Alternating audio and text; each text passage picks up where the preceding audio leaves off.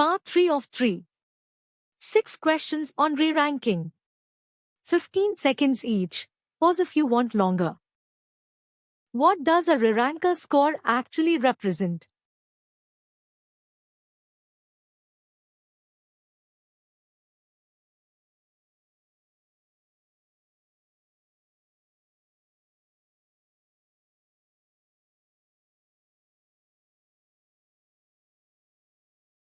A learned judgment of whether this document answers this query, trained on humans labeling exactly that. And notice how different that is from cosine similarity, which only asks whether two pieces of text are alike. A document can be extremely similar to your question and completely fail to answer it. The re-ranker was trained on the question you actually care about. Should re-ranker scores be compared across different queries?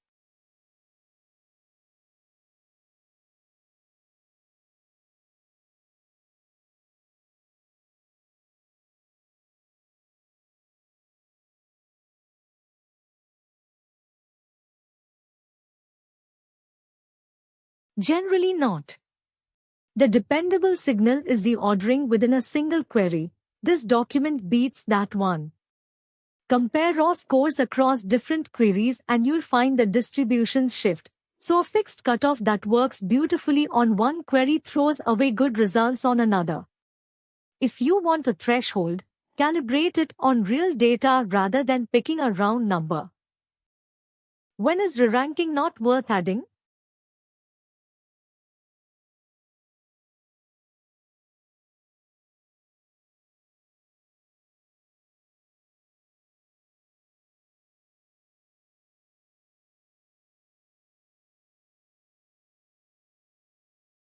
When there's nothing left to fix.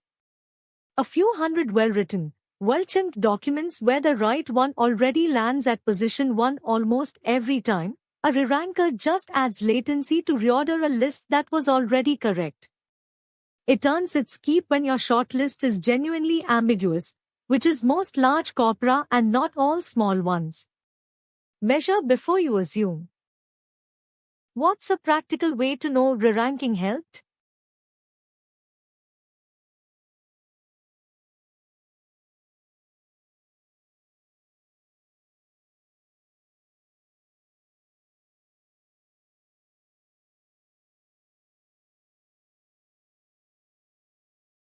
Measure where the right document ranks, before and after, on a fixed set of questions with known answers. If it moves from position 8 to position 1, that's a real number you can defend. The answers feel better is how teams end up keeping components that do nothing and quietly removing ones that were working. Why is re-ranking called the cheapest retrieval upgrade?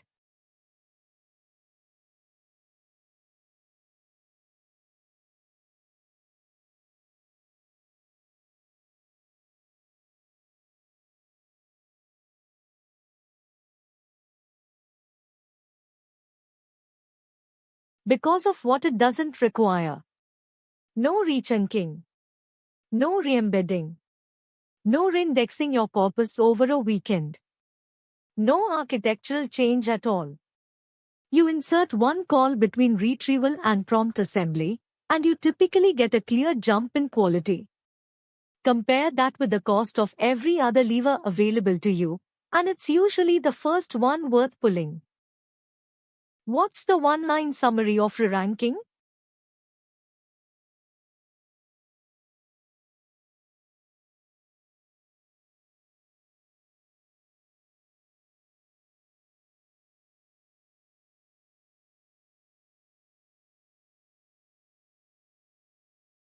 Retrieve fast and roughly, then judge slowly and well. To different jobs, to different models, and trying to make one model do both means compromising at both. Once you see that shape, you'll notice it everywhere. Recommendation systems, ad ranking, web search. Retrieval and ranking have been separate stages for decades. RAG is just rediscovering why.